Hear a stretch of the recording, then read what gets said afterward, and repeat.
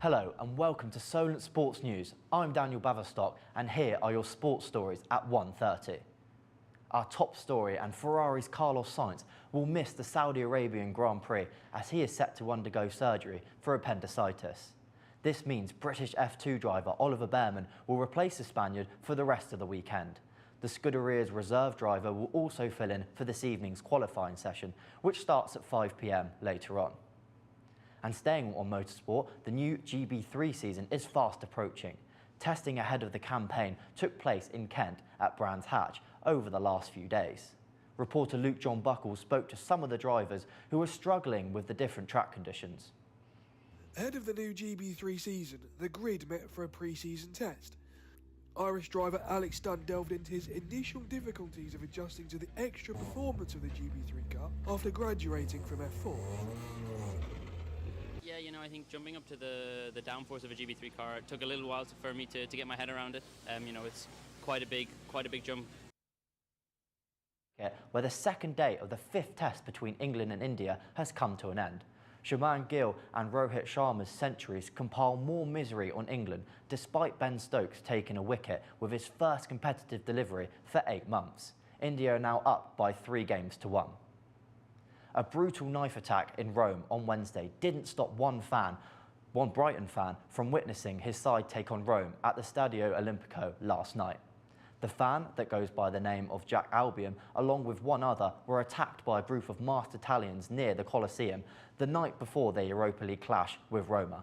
Despite undergoing 10 stitches, Jack managed to attend the game, only to see his side suffer a 4-0 loss. Now we go live to Charlie Clayton in Italy, who is a Brighton fan. Has it been as hostile as reported, Charlie? What's going on over there?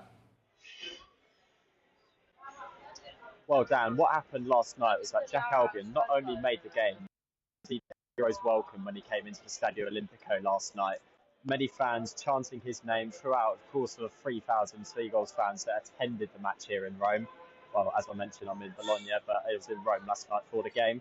And the game itself, obviously, it was very disappointing. But I think what happened the night before really did steal the story, to be honest. It was right near very near the Colosseum outside of the sports bar.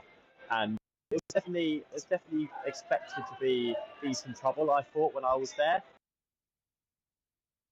Around in the bar. So you could say that it was pretty planned from the masked individuals.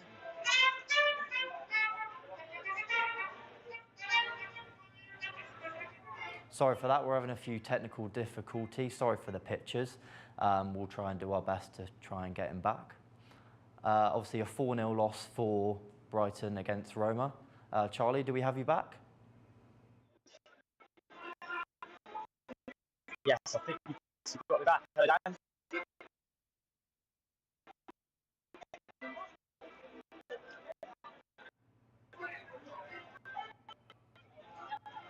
Yeah, so sorry about that. Again, technical difficulties, the problem there. Elsewhere in the Europa League, though, British clubs have had very different results. Liverpool demolished Sparta Prague 5-1. West Ham controversially lost 1-0 at Freiburg, and Rangers were held to a 2-2 draw against Portuguese champions Benfica.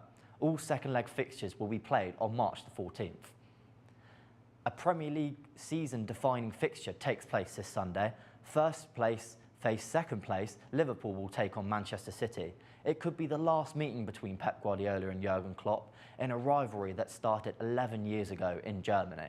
But Arsenal could spoil the party as they have the chance to go top of the Premier League tomorrow night. They headline Saturday's fixtures by hosting Brentford. Arsenal are currently 2 points away from first place. And Rasmus Højlund has just been named Premier League Player of the Month. The Danish striker scored 5 times in 4 games in February. He also became the youngest player to score in 6 consecutive English top-flight games. Mikel Arteta has just won his 7th Manager of the Month award since taking charge of Arsenal. The 41-year-old appreciates the difficulties of winning this prestigious award. Yeah, it's a great honor, obviously, in this league to get recognized that way, and thank you very much for the team and the staff that they are always supporting and making us better. Sorry about that, technical difficulties again. Chelsea's women's team will face London rivals Arsenal in the Conti Cup final after Lauren James's strike. The English international scored the only goal in the semi-final last night against Manchester City. The final will take place on Sunday the 31st of March at Wolves Stadium, Molineux. Wolves are set to open talks on a new contract for their manager at the end of the season.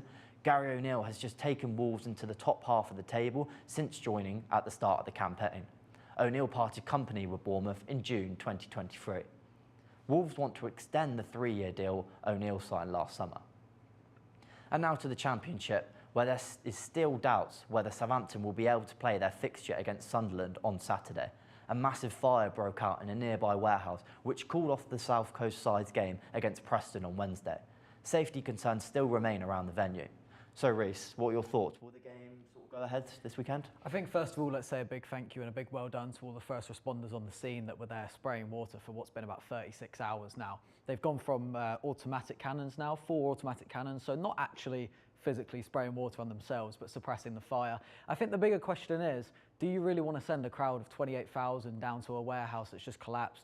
I know that that's not the story of the game, but when you send that big of a crowd, they're all going to want to snatch a look at that warehouse. They're all going to be like, oh, what is it? What is it? Let's have a look. Along with that, the ash and the soot in the air, is it safe to inhale? The residents still being told to keep their doors and windows closed due to the smoke in the air.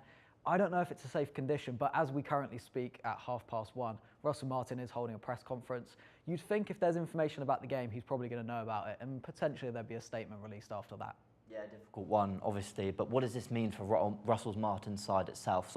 Will it sort of hamper their promotion push? I don't think it will hamper the mentality side. I think all the Saints players are in good spirits, and Russell is a person that will really charge the team forward, no matter the difficulties. I think fixture congestion now will be an issue. They've already had to reschedule one against Leicester due to Leicester advancing in the Cup. That's going to be taking place midweek. Now Preston's going to be taking place midweek as well. It's a lot of games to play in a short amount of time. Yeah, well, thank you, Reece. We'll see, obviously, if it takes place. There was a big game in Southampton Senior Cup last night. Oliver Barnard has the preview for it.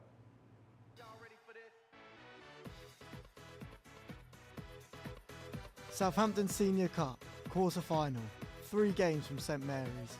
Solent face Hythe Dibberden, where you can expect some great skills, strong challenges and potentially wonder goals. Check in at 3:30 to see how the night unfolded. Now into rugby. For England, Steve Borthwick has handed another debut to young winger Emmanuel Feoboso for tomorrow's game. The 21-year-old has starved off relegation in the 3rd tier of English rugby to a first test start in the Six Nations in under 18 months. The England head coach described how excited the young man was for such a big occasion. He was full of gratitude. I don't know how many times he said thank you to me. We've seen it with players recently. Theo Dan, another one that within a year of playing amped Hills in the World Cup squad, and we see these young players with incredible ability and determination. Now to boxing, as 2 of the combat's toughest men lock horns tonight in Riyadh, Saudi Arabia, in a highly anticipated boxing bout. Former world heavyweight champion Anthony Joshua will look to overcome MMA's Francis Ngannou in an exhibition match. That's all for now. We'll be back at 3:30 for more sports stories.